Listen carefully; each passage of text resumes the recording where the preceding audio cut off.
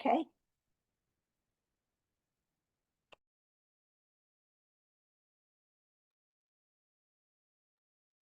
Thank you, Carol. Thanks for inviting me. I'm an alcoholic. My name is Karen. My sobriety date is February 7th, 1992. So, yeah, having a story in the book is not about me.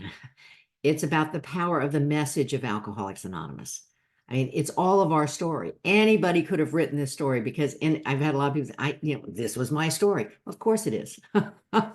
In fact, one of my sponsors in Las Vegas, and I mentioned her that I had a story in the big book, and she goes, well, of course you do. We all do.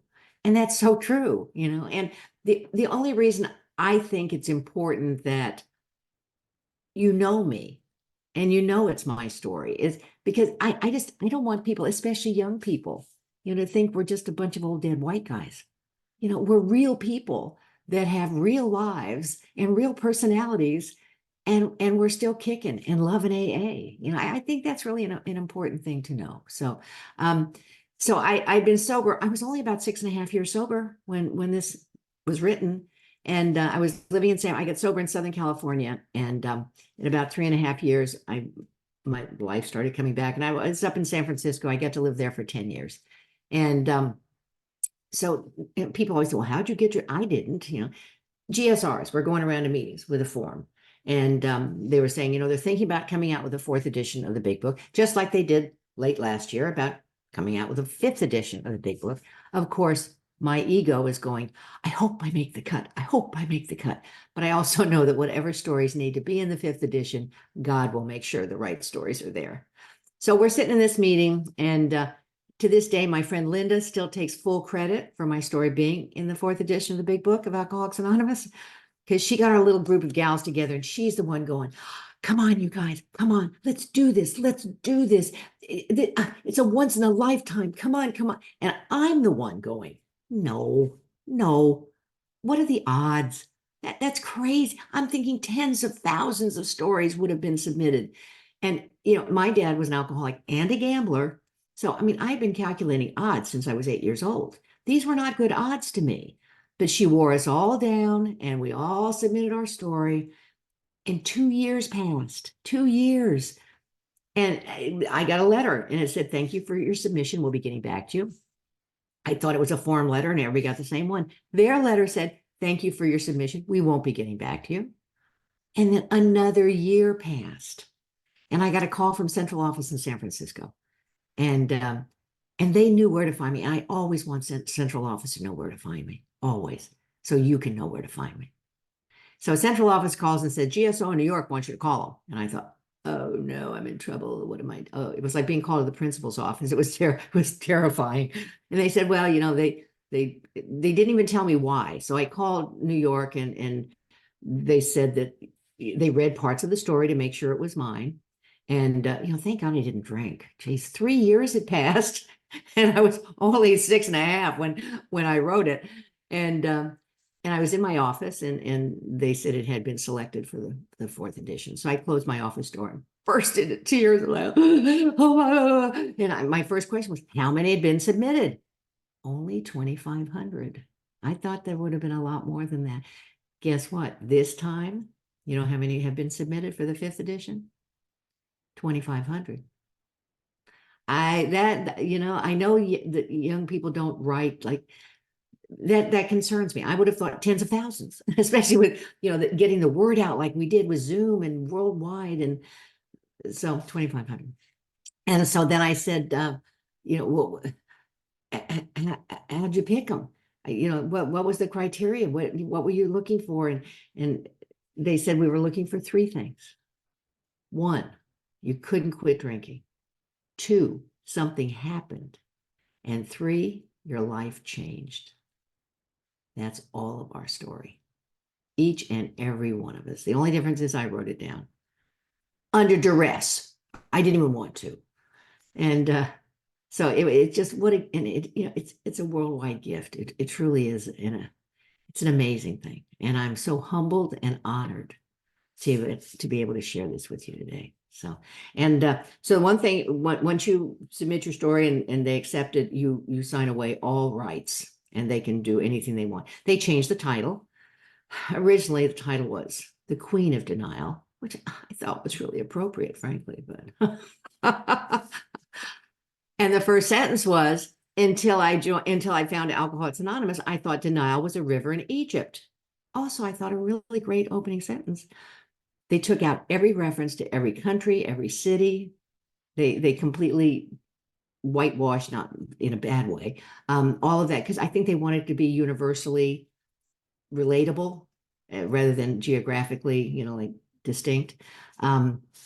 So changing the, and so after I was like wah, wah, about changing the title and everything, and I thought, Karen, Dr. Paul, acceptance, not only did they change his title, they changed the number from 449. We all grew up on 449 to 417. So you had to buy a fourth edition because working with newcomers, 449 wasn't where you went. So I got real humble when I realized that, Dr. Paul's story was a little more important than mine. So Crossing the River of Denial is a great title, and I had nothing to do with it. So here we go. She finally realized that when she enjoyed her drinking, she couldn't control it, and when she controlled it, she couldn't enjoy it. That's from chapter 3. That's not Karen. That's right out of chapter 3. And I don't take credit for most of this. And when you read it, you will see that most of this is I'm quoting other people. I'm telling you what you had taught me in my first 6 years of sobriety. And what a gift. What a gift it's been. So denial is the most cunning, baffling, and powerful part of my disease, the disease of alcoholism. When I look back now, it's hard to imagine I didn't see a problem with my drinking. Seriously, it's like 5 arrests, wedding night in jail, losing careers, and I did not see a problem with this. I was a hard partier, not enough. My dad was the alcoholic. Toward the end of his drinking, he would sit at the kitchen table on a Sunday morning drinking water glasses of warm gin. I used ice cubes. Thank you very much. So I got here under duress in a police car. I was sentenced to AA. I did not get here because I have a problem and I need help. No, I did not need help. And I thought you guys were a lot of losers. Okay. Jeez. So wonder I'm alive. So that I didn't see a problem. But instead of seeing the truth when all of the yets, as in that hasn't happened to me yet, started happening, I just kept lowering my standards. Just lower the bar. That's all. Dad was an alcoholic and a gambler, and my mother drank throughout her pregnancy. Wonder I've got 2 brain cells to rub together, but I don't blame my parents for my alcoholism. And I think once you're 22, 23, 24, no more blaming mom and dad for anything. Time to put on the big girl panties and move on. So, not that I did that, but I think that's what we should do. Kids with a lot worse upbringing than mine did not turn out alcoholic, while some that had it a lot better did. So it's a disease of equal opportunity, right? There is no pattern for the disease of alcoholism. And I think we're the lucky ones. If I had to pick a fatal disease, this would be the one I'd pick. Look at us. My goodness, how lucky. In fact, I stopped wondering why me a long time ago. It's like a man standing on a bridge in the middle of a river with his pants on fire, wondering why his pants are on fire. It doesn't matter. Just jump in. And that is exactly what I did with AA once I finally crossed the river of denial. So I grew up feeling as if I was the only thing keeping my family together. I was an only child. And later on, I found out I was the only thing keeping my family together. And that's a lot of pressure for a little girl. But so the feeling of I'm the only thing keeping the family together, compounded by the fear of not being good enough. That if I was only better, Dad could quit drinking.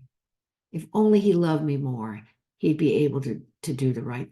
And I found out once I got sober, it had nothing to do with how much he loved me.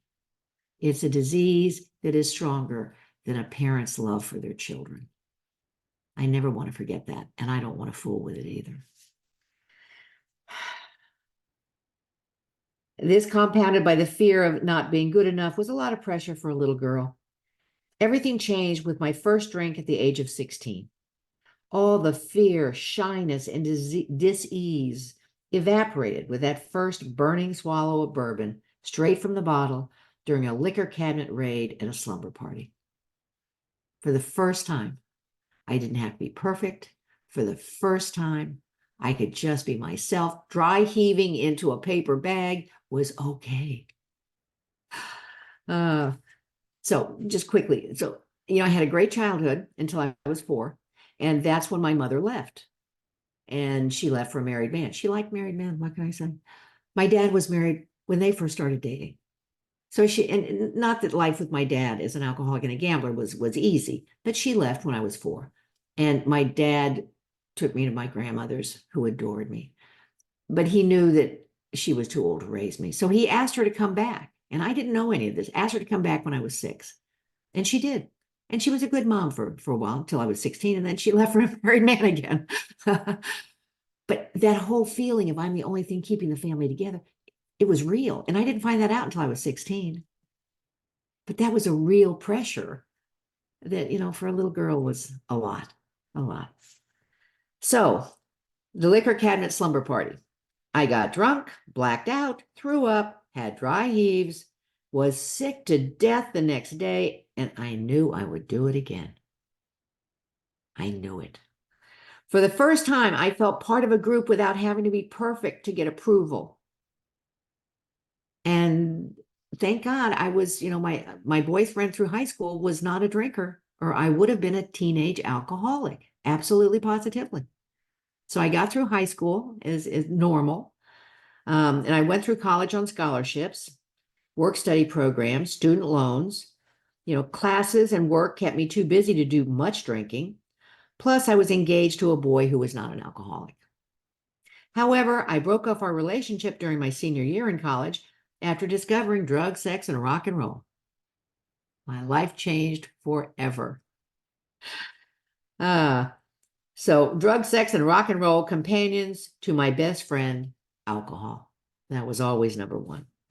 I proceeded to explore all that the late 60s and early 70s offered, at least what I can remember.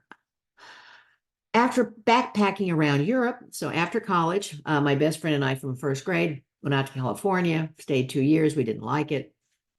And we sold everything with this romantic dream of going to Europe, meeting Prince Charming, and not having a reason to come back. So we just divested ourselves of cars and, you name it, everything. And we backpacked around Europe for 11 months. And it's still one of the best memories, of my life. But it was crazy, right? And so I came back and she went back to California and I went to this large city. I went to New York. So they changed that in their version. So I went to New York and here I'm in my 20s in New York City. Bars stay open late and you don't need to drive. It was perfect. I loved it. So, and the line about if you can make it there, you can make it anywhere. That's what this next line was leading into. Well, I made it all right to full-blown alcoholism. A big city, and again, it said New York is a great place to be an alcoholic. Nobody notices, right? They really don't care. 3 martini lunches. This was when you drank at lunch with clients. Drinks after work and a nightcap at the corner bar was just a normal day. I used to say, when people say, so what do you do? I'd say, I drink for a living. And it was pretty much, and I worked for a large insurance company, and you take clients to lunch, and that's what we did. And didn't everyone have blackouts? No, but I thought it was perfectly normal. I used to joke about how great blackouts were because you save so much time in transit. 1 minute you're here, next minute you're there. Magic. Oh, and I think I was so cute and so funny. I'm already in the throes of alcoholism and I don't even know it because I used ice cubes. In retrospect, making jokes, just laughing it off, helped solidify my unfaltering denial. Because my dad used to joke too. He used to say things like, well, I don't need any willpower. I need some won't power. And we'd all laugh and, whew, not realizing the deadly, deadly nature of this disease. So another trick was selecting companions who drank just a little bit more than I did. Then I could always point to their problem. And I never have to look at me. One such companion led to my first arrest. If the driver, so we'd gone to an Allman Brothers concert in New Jersey. You needed a joint just to get in. I mean, that was almost like a necessity just to get into the concert. So we're driving back. We didn't realize that the driver had a tail light up. It was, what a mess.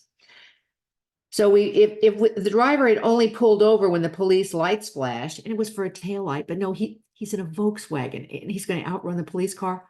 I don't think so. We would have been fine if, when I practically talked our way out of it, I was good at talking my way out of stuff.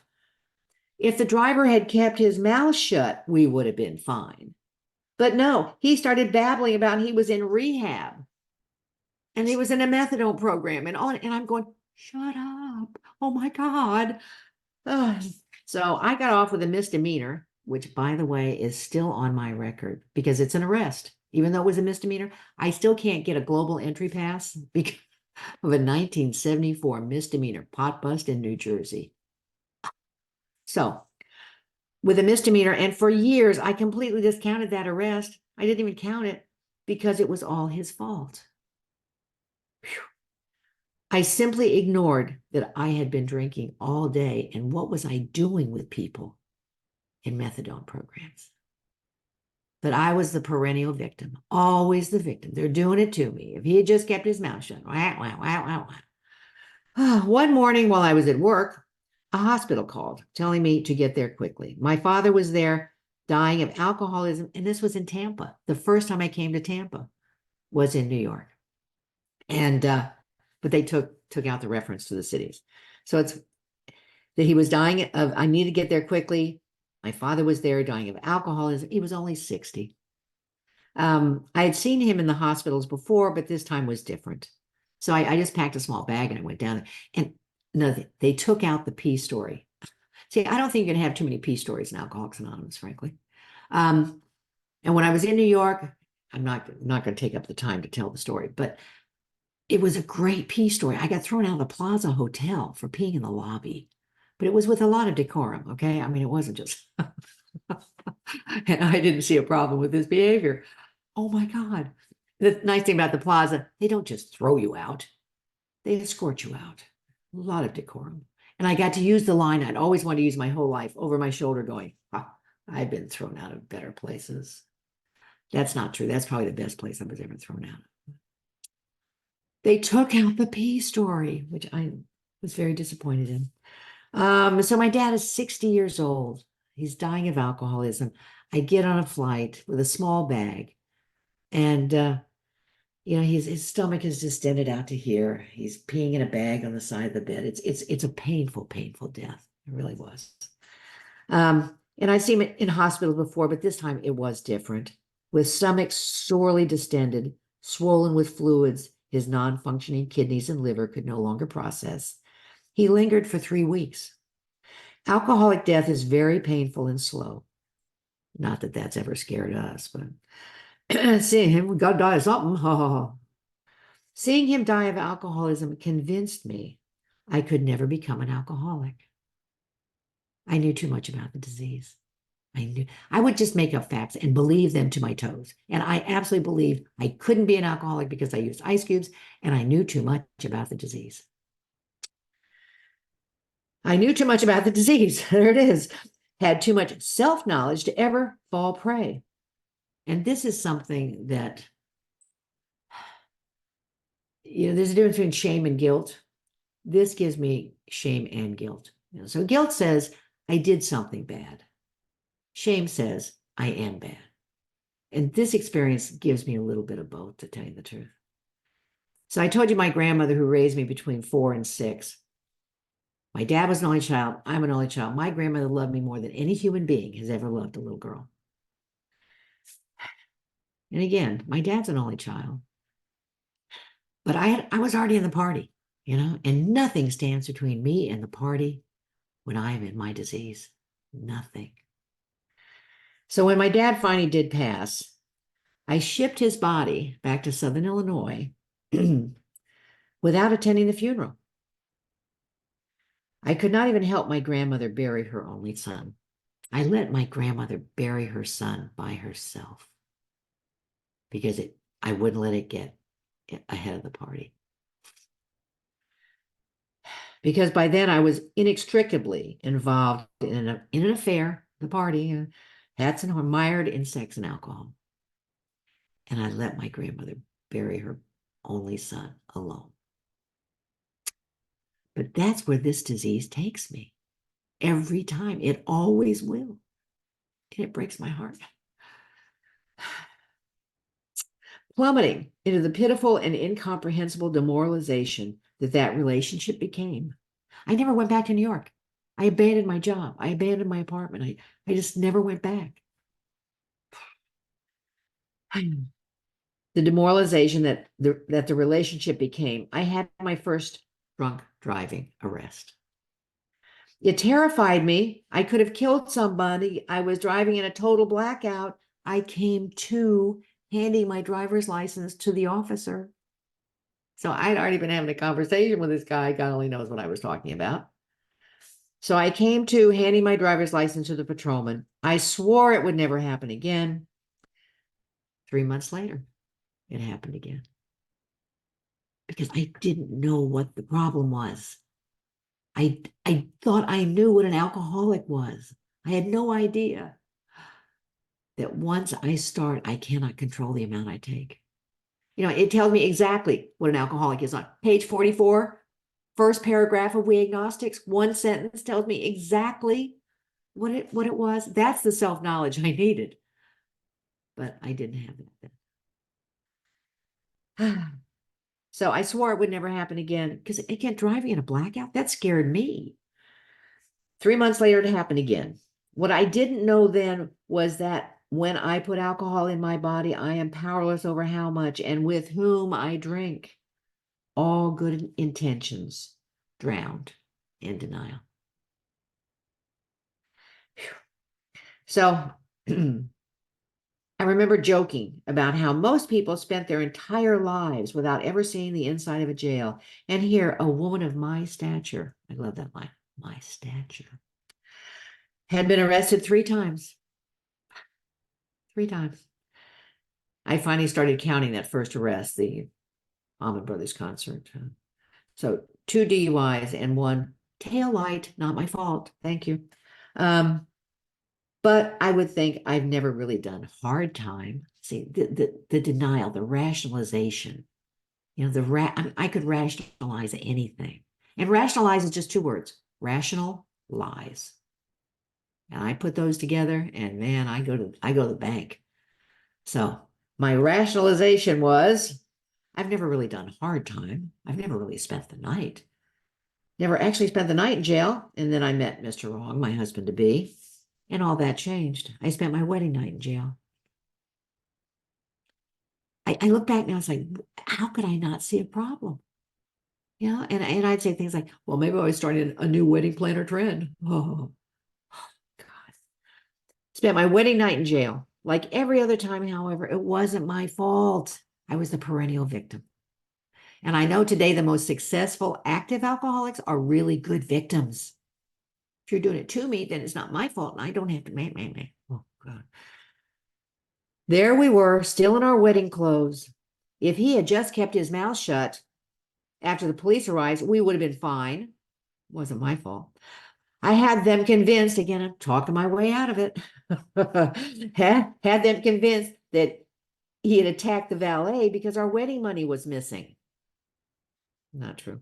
Actually, he thought the valet had stolen the marijuana we were going to smoke. In reality, I was so drunk I had lost it. During the interrogation of the valet in the restaurant parking lot, my husband became so violent, the officer put him in the back of the patrol car. When he tried to kick out the rear window of the, I mean, he's back there trying to kick out the window. Oh my God. Again, I'm being a perfect lady, a drunken perfect lady, but nevertheless. When he tried to kick out the rear windows, the patrolman retaliated. I pleaded with the officer as a second police car arrived, and both bride and groom were taken to jail. It was then that the stolen marijuana cigarettes were discovered, to my horror, in central booking as they cataloged my belongings. I put them in the small purse inside the big purse. I was arrested for 3 felonies, including drunk and disorderly, and 2 misdemeanors, but it was all my husband's fault. I was innocent. I had practically nothing to do with it. He had a drinking problem. He did. I stayed in that abusive marriage for nearly 7 years, actually 6 years, 7 months, and 28 days, but who's counting? And continued to focus on his problem. Toward the end of the marriage, in my misguided attempts to set a good example for him, plus he was drinking too much of my vodka, I mandated no booze in the house. Still, why should I be denied a cocktail after returning home from a stressful day at the office just because he had a problem? So I began hiding my vodka in the bedroom, shoe boxes in the bedroom, and I don't see a problem. And still did not see anything wrong with this behavior. He was my problem. You call me old-fashioned. So I accepted a transfer, a promotion. Yeah, my professional life was still climbing because we are overachievers. We're chameleons, and we live at least 2 separate lives, if not more. So shortly after the divorce, now I was sure my problems were over, except that I brought me with me. And again, they took out the part. I was promoted, but also transferred to Southern California, where I finally was able to get arrested again and be sentenced to AA. I started to say where I finally was able to get sober. No, I didn't. I didn't want to be here. I was not an alcoholic. I was a hard partier. I was so sorry. You people didn't know the difference. So once alone, I'm out there in Southern California. I didn't have to set a good example, for that alcoholic husband.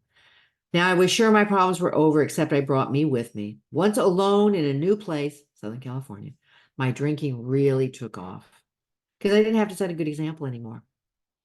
For the first time, I realized that perhaps my drinking was getting a bit out of hand. But I knew you'd drink too if you had my stress, recent divorce, new home, new job, didn't know anyone, and an unacknowledged progressive disease that was destroying me. Didn't know that. Finally, I made some friends because we are magnets for our people. Magnets, alcoholics, drug addicts, bad boys. Party at Karen's house. Come on down. So it didn't take me long to find my people. So I made some friends who drank just like I did. Our drinking was disguised. I mean, we did stuff. We didn't sit at the kitchen table drinking warm gin. We did stuff. Our drinking was disguised as fishing trips. We went to New Mexico, down to Mexico on fishing trips, chili cook-offs throughout the Southwest. But they were really excuses for weekend-long binges. But we were doing stuff. After a day's drinking disguised as softball, so I'm driving home, and see, this was my 5th arrest now, but this one wasn't my fault. Of all the arrests, this one was not my fault.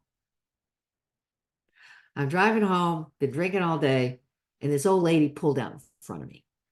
How she still had her license, I'll never know. So, after days drinking disguised as softball, I nicked an old woman's fender. She pulled out in front of me. What was she doing? And of course, it was not my fault. She pulled out in front of me.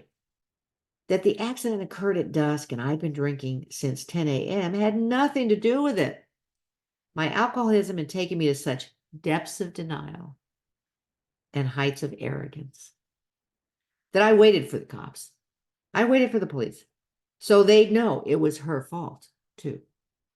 Why should my insurance rates go up? Because she's the problem. God.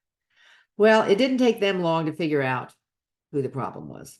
Once again, pulled from the car, hands cuffed behind my back, I was taken to jail. I'm still in my cleats. I'm wearing my cleats. Oh, God. But it wasn't my fault. I was so convinced it just wasn't my fault. The old broad shouldn't have even been allowed on the road, I told myself. She was the problem. Oh, my. So the judge sentenced, luckily, I mean, it didn't take the judge or the cops long to figure out who the problem really was. So the judge sentenced me to 6 months in Alcoholics Anonymous, and I was outraged. He actually gave me a choice. I could do 6 weekends in jail or 6 months in Alcoholics Anonymous. And I had to think about it. You know, when we get to that place where you have to choose between a slow, agonizing alcoholic death or a spiritual solution, we're the only people I know who really have to think about it. Well, could I get a little more information? You know, how slow and how painful is it, like her, the craziness, versus just pick God, just pick AA, and walk away from all your troubles. Not really, but you know what I mean. So I decided I know I'm not like those jail people, even though I knew I wasn't like you people. It seemed like the easier, softer way. So by now I had been arrested 5 times. But all I could see was a hard partier, not an alcoholic, like my dad. Didn't you people know the difference? So I started going to those stupid meetings and identified myself as an alcoholic so you'd sign my court card. Not because I was, even though I couldn't possibly be an alcoholic.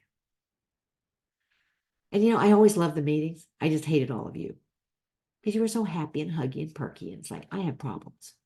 And you say you're an alcoholic and you're happy, huggy, and perky? What? I couldn't be an alcoholic. I had a 6-figure income. I owned my own home. I had a car phone, for God's sake. I used ice cubes, for God's sake. I write like I talk. I just realized. Everyone knows an alcoholic, at least one that had to go to AA, is a Skid Row bum in a dirty raincoat drinking from a brown paper bag or at the kitchen table drinking warm gin. So each time you read that part in chapter 5 of the big book that says, if you have decided you want what we have and are willing to go to any length to get it, my ears closed. You had the disease of alcoholism, and the last thing I wanted was to be an alcoholic. The last thing I wanted. Eventually, you talked about my feelings and, you know, the stupid things you'd say in meetings, like, it's the first drink that gets you drunk. And I think, well, then you don't drink like I do. It's 4 or 5 before I catch a buzz. Wusses. Bet you never drank warm gin. You say you're an alcoholic? Well, I don't think so. But eventually, and that's the beauty of this whole design for living.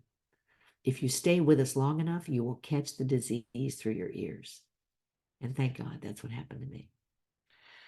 Eventually, you talked about my feelings in the meetings of Alcoholics Anonymous until I could no longer close my ears.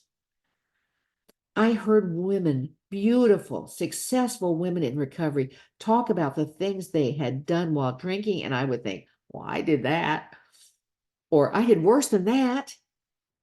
And she said, she's an alcoholic. Then I began to see the miracles that happen only in AA. People who would nearly crawl in the door, sick and broken, and who in a few weeks of meetings and not drinking, one day at a time, would get their health back, find a little job and friends who really cared, and then discover a God in their lives. I'd see their lives changing, right? And I'm sitting there on a 6-month card, and I haven't changed anything. I'm still drinking. I'm still driving on a suspended license, all the insanity of untreated alcoholism. But the most compelling part of AA, the part that made me want to try this sober thing, was the laughter. You guys get me. I can tell you a joke or I can tell you a story and you're going, yeah, yeah. I can tell that same story out there and people are walking away in horror. It's like, ew. Yeah. You get me. I need you to get me. That's so important. That's why I stay. I need you. We need each other so badly. At least I do. So, but the most compelling part of AA, the part that made me want to try this sober thing, was the laughter. The pure joy of the laughter that I heard only from sober alcoholics. It wasn't that sarcastic laughter of the bars. It was that laughter of shared experience and the recovery from it. Still, the thought of getting sober terrified me. I was 42 years old. I had been drinking since I was 16.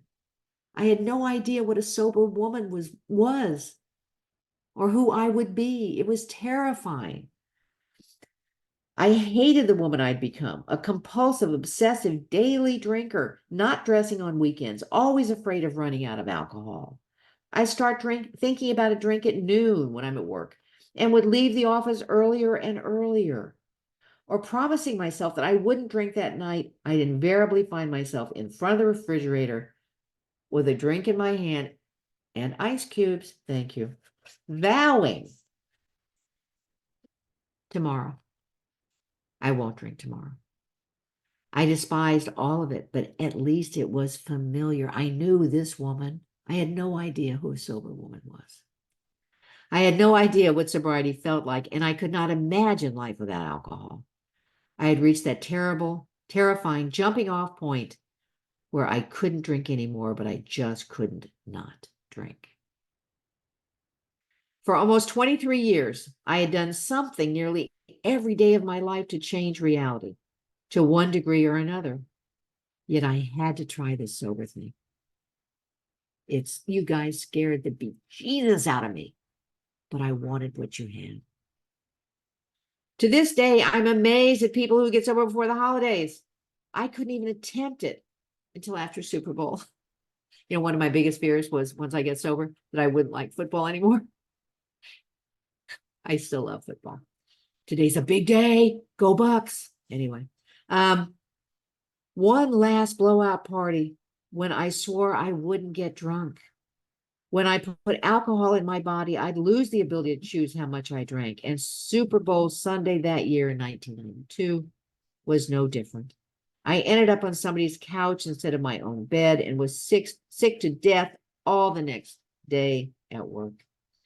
That week, I had to go to a hockey game. So they announced when I got in Monday, right? We're having a team building event. Oh, joy, team building. Oh, no, don't you know I'm sick? What's wrong with you people? And we're all going to caravan. I'm in Southern California up to LA to a Kings hockey game. So they took out those details. So to a hockey game. It was a work event, so I tried to really watch my drinking, consuming only 2 large cups of beer. For me, wasn't even enough to catch a buzz. But this time it was like drinking water.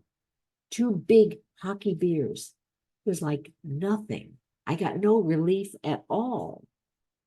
And that was the beginning of my spiritual awakening. Sitting near the ice, frustrated and pondering the fact that 2 tall beers didn't give me any relief, something in my head, and I know it wasn't me, said, so why bother? Because my head would have said, then have 2 more, right?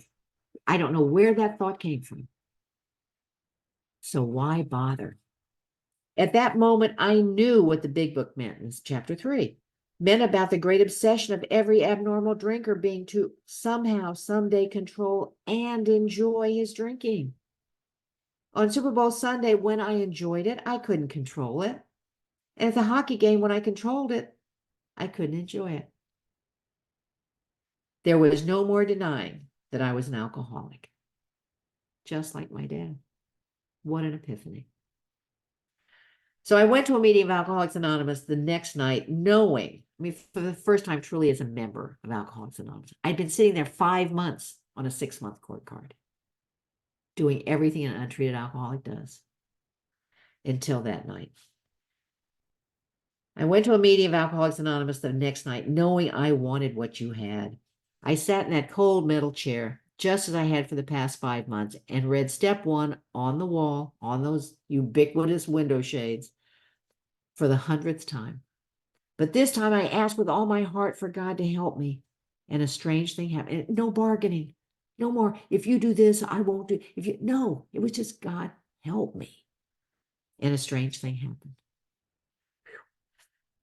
The physical sensation came over me like a wave of pure energy. It was kind of like, that cold wind and that like Bill in the hospital, and it was, I felt an energy in that room. It was like a wave of pure energy, and I felt the presence of God in that dingy little room. I went home that night, and for the first time in years, and this was the real kicker. So I took the first step. I totally surrendered in that clubhouse. But I went home, and that half-gallon jug of vodka is still up in the cupboard. And how many nights I promised myself I wouldn't drink that night, and I could not. For the first time in years, I didn't have to open that cupboard. I knew this was God returning me to sanity. This was step 2, in my face, step 2, because I could not open that cupboard. So, sorry. I went home that night, and for the first time in years, I did not have to open the cupboard with a half-gallon jug of vodka in it.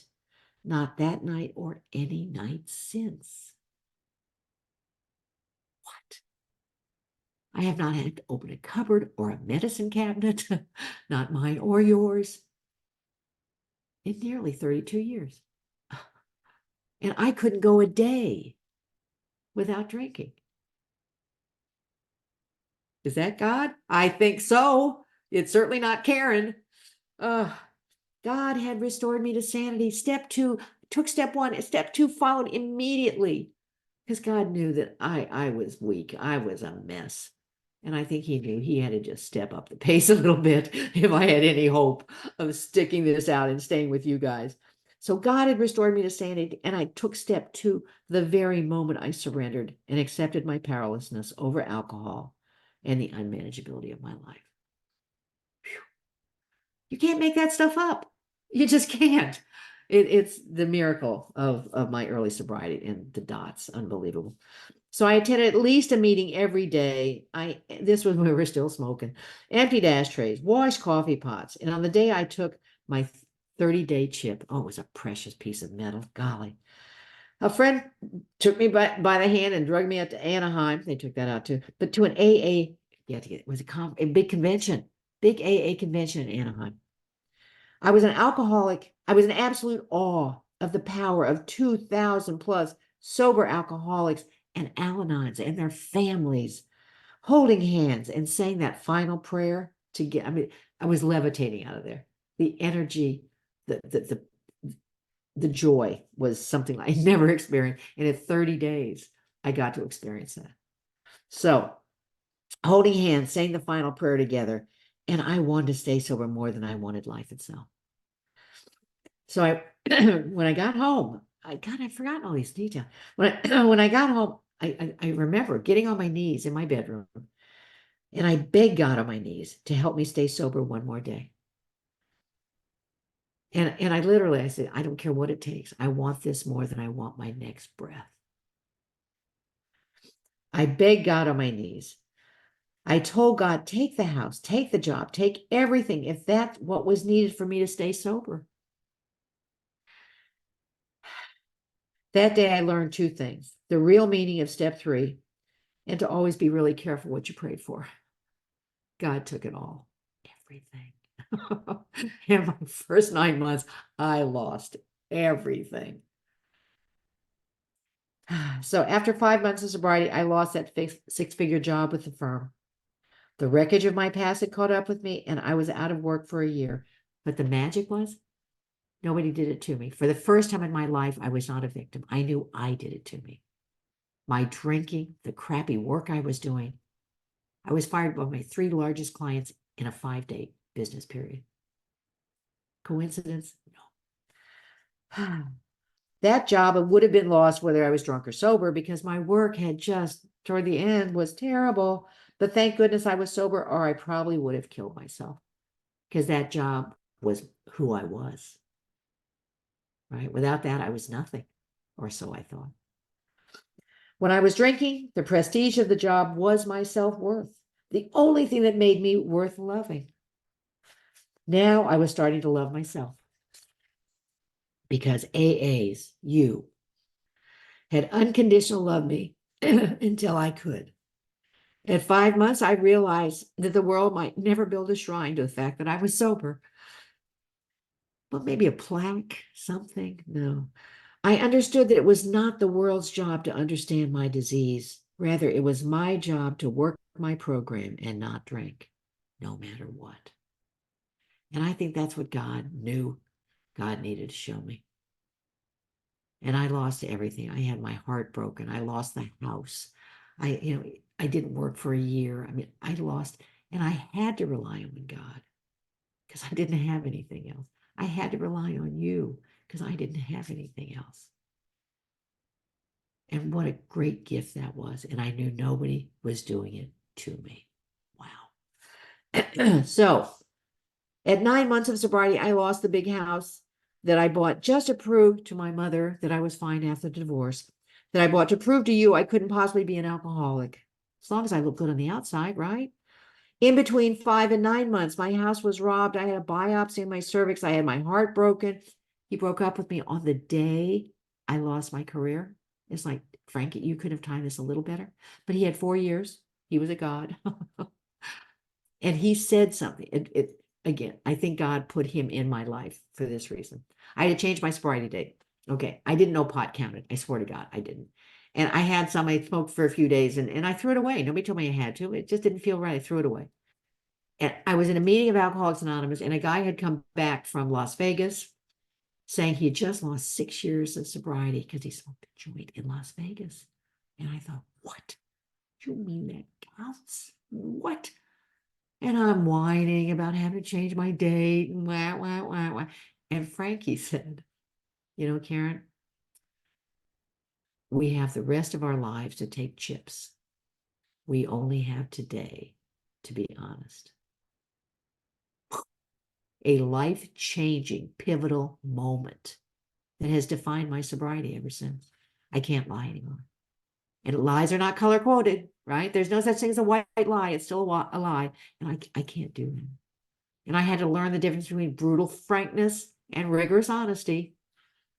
But the truth defines me today. It really does. But he could have timed the breakup just a little better, I think. And the miracle of all miracles was that I didn't have to drink over any of it. You had me, and I didn't have to pick up a drink for any of it. This is from a woman who had to drink over all of it. I was so unique and so arrogant when I got here. I think God knew that he had to show me early on that there was nothing a drink would make better.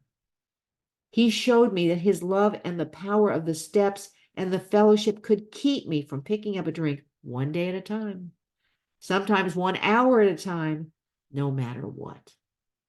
A drink would not bring back the job, the house, or the man. So why bother? I found everything I'd ever looked for in Alcoholics Anonymous.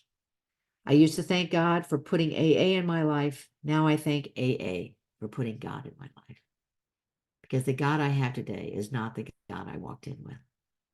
I came in with a God who was a cross between Santa Claus and the Terminator. He was either there to give me presents or smite me, and I never knew who was going to show up. It was scary. And I've got a God that is total love today. No edges. So big that I can't even conceive of it. What a gift. And you gave me that.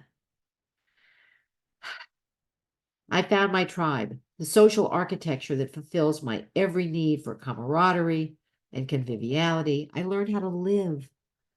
You taught me that. When I asked how I could find self-esteem, you told me by doing worthwhile acts. That's the only change they made that I'm really unhappy about. So there's a speaker. Her name is Francine. She's one of the best speakers. I just adore her. I heard her in my early sobriety. And her quote was, How do you get self-esteem? By doing esteemable acts. And I wish I'd put like quotation marks around it or something, because I guess they thought I was using bad English. And they changed esteemable acts to by doing worthwhile. I guess I did have, because the quotation marks are still there, by doing worthwhile acts. Not the same. But everything here, I'm just quoting from what you told me, because I knew nothing. You taught me. So that was Francine's quote that they completely chopped up. You explained the big book had no chapters titled Into Thinking or Into Feeling, only Into Action.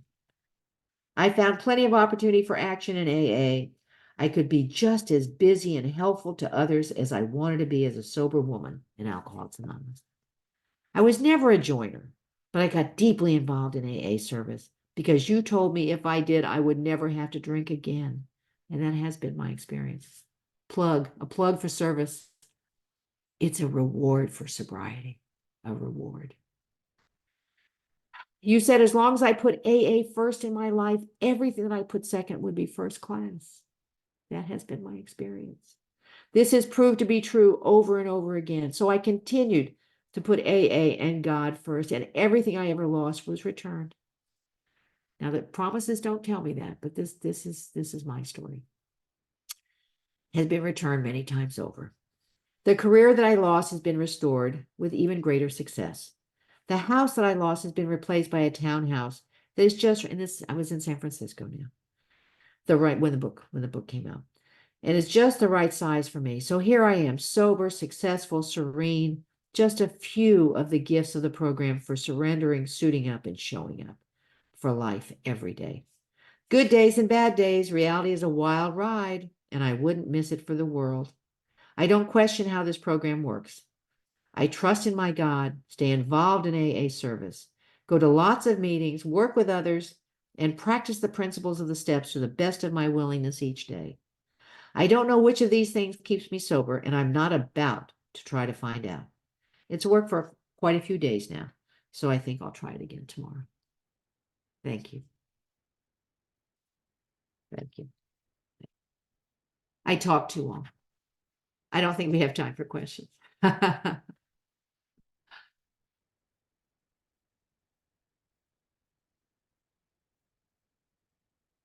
I'd forgotten some of this stuff, to tell you the truth. It's like, oh, I wrote that down. Oh. Carol, do you want me to take over now, or do you want, okay. So thank you so much, Karen.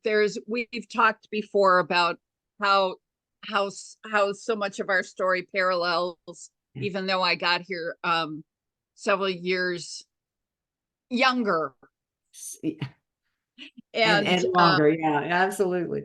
But that I suffered the same losses and all of that. So the first question I have is actually, do you remember the name of the judge that sentenced you to Alcoholics Anonymous? I don't. I really don't. But I did go back and thank the police officer from the last arrest. I did find him and tell him that, I'm not a hard partier. And if it hadn't been for you, I'd probably be dead. And I thanked him. I don't remember his name either, but yeah, no, I don't remember the judge's name, but thanks. I knew a couple of Southern California judges, and I just wondered if one of that were sober in AA, and I just wondered if it was one of them. So, I do not have, nobody sent me any questions in the chat. It's hard for me to imagine that you all sat and listened to Karen share that amazing story, and that you don't have a question you want to ask her. So if you think of one while we're going through this process, please put it in the chat, send it to me, and we'll see if we can get it asked. But I really don't want to keep anybody too long either. We're already at our hour, so. Yeah. You talk about the fellowship, and one of the things that I really love talking to people about who are long-term sober is, and we were talking about it a little bit before the meeting started, when we were talking about our history and how Clancy used to always say, right there, we could have missed this deal. right there, we could have missed this deal. So you got a 6-month court card, Yeah. and and you were drinking and coming to AA for 5 months. Yeah. And then came and stayed, and then only reset your date because of the marijuana. But so can you look back at your story and talk a little bit about the places, anything that stands out to you in that first, not in that 5 months, but or maybe in that 5 months, that just you can see that, like for me, it was if nobody had answered the phone, if the information operator hadn't put my call straight through to the office, would I have would I have hung up and picked up the phone and called? Do you see things like that in your story, of those little slender threads that had that not been something that happened, that you might not be here, your story somebody else's story would be in this place? Yeah, probably if I had known that I could have signed the court card myself. I really didn't have to come to a meeting and have them sign it. I could have just signed it and changed hands. And if I had not come to the meetings, if I had not heard the women tell their stories, it's the identification. It's that one alcoholic identifying with another alcoholic. That's how this deal works. And if you stay with us long enough, you cannot deny the identification. Right. And it was the meetings, it was the stories, it was you women that just looked and sounded so good. And I think, geez, I did that, or I did worse than that. She said she's an alcoholic. Yeah. And it comes to the point that you just can't. I couldn't deny it anymore. It was really amazing, isn't it? How we connected with those women, and they looked so nice. And I thought, if they knew what I did, and then we heard what they did, it's like, exactly. And I think, oh, hon, I can't believe you said that out loud in public. It's like, oh, and I did that. And then everybody laughs. Yeah, exactly. But it wasn't that sarcastic laughter. It was that shared experience laughter. Like, yeah, I did that too. Yeah, no biggie. So how did you get your first sponsor? Not in a good way. My boyfriend got her for me.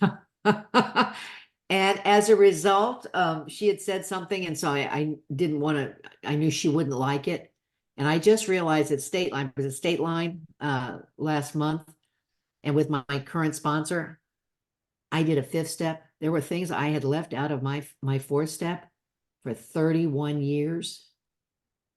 And one of the speakers said something, and it was like, whoa.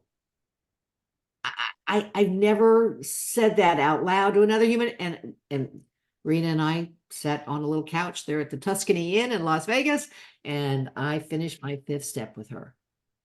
And this stuff works. The relief, the load I've been carrying this for 30 some years. So yeah, having your boyfriend pick out your first sponsor is probably not a great idea. So, and my first 5th step was not this, we walk through the Arch of Freedom and feel great and find God. No, it was not a good experience. But what it taught me was, it's not about who you do it with or what the experience is. It's about the willingness to take the action. That's what AA is about for me. The willingness. And, it says, as long as you follow our path thoroughly, it doesn't say perfectly, just thoroughly. So. And isn't it wonderful that we can go back through the steps, that there's no rule that you have to do them once and stay sober on them for the rest of your life, that you can go back and do them again. Absolutely. Because as God gets bigger and I get more aware and I go deeper, more stuff. The aha moments never stop. It's wonderful. That's what I love about it. When you did your first, 4th, and 5th step, was your 4th step did you use the big book, or did you use a 12 and 12? Did you use one of those many different guides that were I out hate there when? those. I hate those. Bleh. Anyway, sorry. How do you really feel, Karen? It was the big book. Yeah, we did the columns, and I wrote way too much. You know, at one point, literally, the woman she goes through and she's going, "Ah, how many more pages?" You know, and at one point, she rolled her eyes and said, "Oh, so many men." And I said, "Peggy, I don't think you're supposed to say that." And then she told me some of her story, but it was not a great experience. It really wasn't, and it was too long. It was, you know, but it was from the book at that. And I use both now. There's so much depth. Remember Yes. when we wrote the book, we didn't even have, you wonder why 6 and 7 are only a paragraph? We didn't have 6 and 7 when the book was being written. Bill wrote the 12 steps while he was writing the book. We didn't have AA. We Yeah. forget. We think we've always had this stuff. No, we didn't. So, you know, that alone. And so there's a lot more depth in certain areas. And And also, Bill was only 4 years sober when he wrote chapters 5 and chapter 6. They were the last two chapters written. He didn't have the experience to know how important 6 and 7 were going to be, that they needed to be, but they and didn't apparently because but we had no experience with them when he wrote them. exactly. We started with 4 absolutes, and then that went to Yeah. Dr. Bob's 6 steps. And then Bill knew that we could wiggle around those 6 steps, and he wanted more bridges. He just wanted more connectors so that we couldn't wiggle out. Mhm. But we had zero experience with 6 and 7 when he wrote 6 and 7. Exactly. Exactly. So what was your first service commitment? Oh golly, ashtrays, coffee pots, cleaning cups, you know, greeter, welcoming So newcomers. talk about the greeter commitment. Do you have any experiences that you remember as a greeter commitment? Because I was one of those people when I got sober that I want people getting too close. Oh, really? Um, Okay. I loved it, but I'm still working on the judgment thing because I remember this. I was greeting, and this one guy he had shared the week before, and I thought, oh, he'll never make it. And I'm greeting, and he shows up at the meeting, and my heart exploded. It was like, he's back. That's when AA really kicked in for me. When I saw this newcomer who I never thought would I'd see again, showed up for another meeting. And I greeted him with all my heart, and I was so happy. That's when AA started working for me. And wow, it's been magic ever since. so one of the things you said when you were reading is that the God you have today is not the God that you walked in the rooms with. But you also talked about that spiritual experience that you had. And I had a similar one of, the whatever, however Bill puts it, the clear wind blowing through me and just that energy. Um, how did you, what was that spiritual path like for you from when you got here and in that early sobriety, not necessarily the whole journey to where you are today, but do you remember from that energy that you felt to taking the third step prayer, looking at the prayers in 6 and 7? Um, can you speak to that? You know, the experience was so physical, emotional, and spiritual. And then again, going home that same night and not having to have a drink. I mean, the evidence of God's power was so significant. And then having lost everything, and in very short order, and not having to pick up a drink, knowing that a drink or a drug was not going to fix it or make it better ever again. So it was more than just the emotional energy and it was the evidence, the absolute evidence that God gave me that I was done.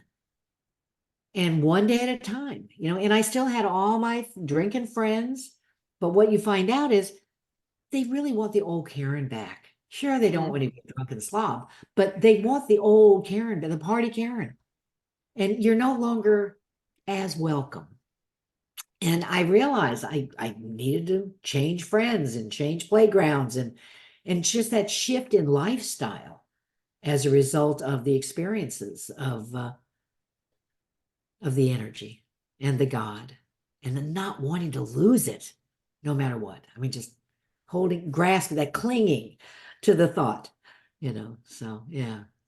And then where are you today with your connection with that higher power? What's your like routine like for morning prayer, evening prayer, meditation, that kind of thing? How do you incorporate that into your daily living? And I wish I could tell you it was consistent and daily. But I'd be lying. Remember, I can't lie anymore. So, I do a 10-step throughout the day. It's not something I do at night.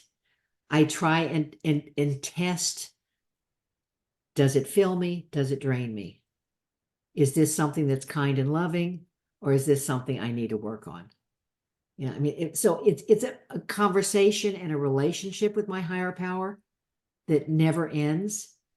I don't have, I believe in meditation. I love meditation. And sometimes I wonder, why don't I do this more consistently? Because it makes me feel so damn good.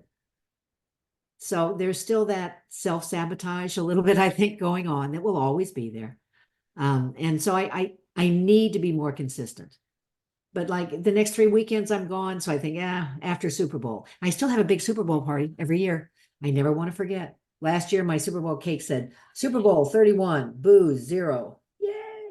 So we'll have another party this year too. So I just try and make God my best friend. I just hold God's hand and we walk through the day. And I never want to make God small. That's the main thing. No edges, ever. And so the power is just. But didn't you also just break your shoulder just after the Super Bowl game last year? The day after Super Bowl. Yes, I did, Penny. I seem to recall that information was given Yes. to me when I called you. Yes, I shattered my shoulder the day after Super Bowl, and I'm still recovering. And that's another one where God didn't do it. Yeah, God didn't do it. It was an accident. I'm not being taught a big lesson. There's not some big God punishment. No, it was just an accident. God didn't do it. And I'm absolutely convinced my God is not there to protect me from life. My God is not there to bubble wrap me and keep me safe from what's going on around. No, but my God is there to sustain me through all of it, no matter what happens. So, it was an accident. And I can use this experience, as horrific as not being able to raise my arm almost a year later, but I can use it to help another woman.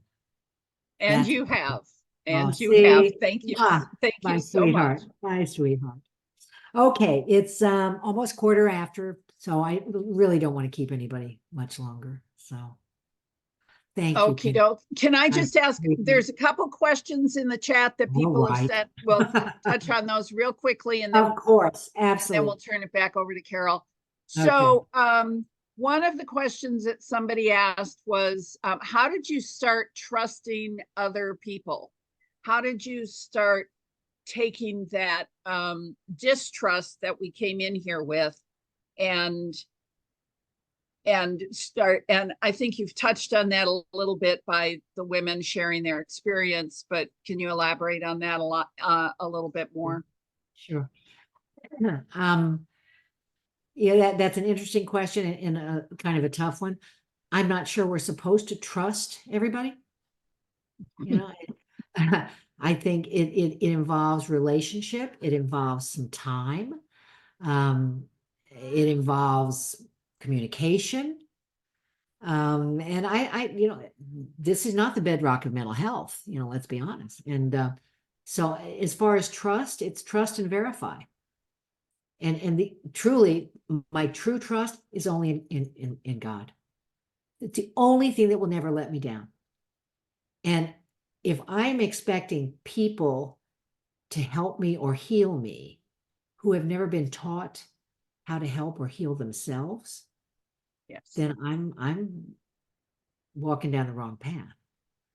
So the only thing that will never let me down is my God, and 99.9% my sponsor.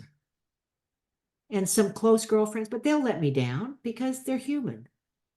Yeah. So that trust is kind of an interesting word, and it's double-edged, and I'd rather just love you than trust you. And then the other question that someone wrote in was, how did you get your career back? How much, what happened there? Just yeah, well, just suiting up and showing up. Again, I got a little job, and then I worked hard and suited up, and I was promoted, and then a little more. And before I know it, I'm in Southern California, and a friend who's in San Francisco now with a different firm contacted me. I interviewed, they moved me to San Francisco. I mean, it was, and in 3.5 years, I was moved back to up to San Francisco. I got to live there 10 years sober. You know, the book came out. It was, but you just suit up with no expectations. Suit up, show up, be of service. Love and service is my primary purpose. I know that today. That's the only reason I'm here. And not just in AA, but in all my affairs, and especially at work, you know. And so just little baby steps, and it came. It all came. But again, those are not the promises. The promises are I lose my fear of not economic insecurity, but my fear of it. And those promises are golden. But it's halfway through my 9th step. I don't just walk in and flip the switch and all of a sudden it's like, you know, hats and horns. But if I just keep doing next step with mostly good motives, then it comes. It absolutely comes. So good and question. Again, so many places where our stories, we know. could have been walking right next to each other, and have for part and of we our are. sobriety. Yes, exactly. You're so I'm going to turn the meeting back over to Carol. Karen, thank you so much for allowing me to ask you some questions to do this process. It's I was introduced to this format during the pandemic, and I really love that. So thank you for being willing to come and read your story and make comments as we read. And I really appreciated that you elaborated while you read. I took notes in my book. So thank you.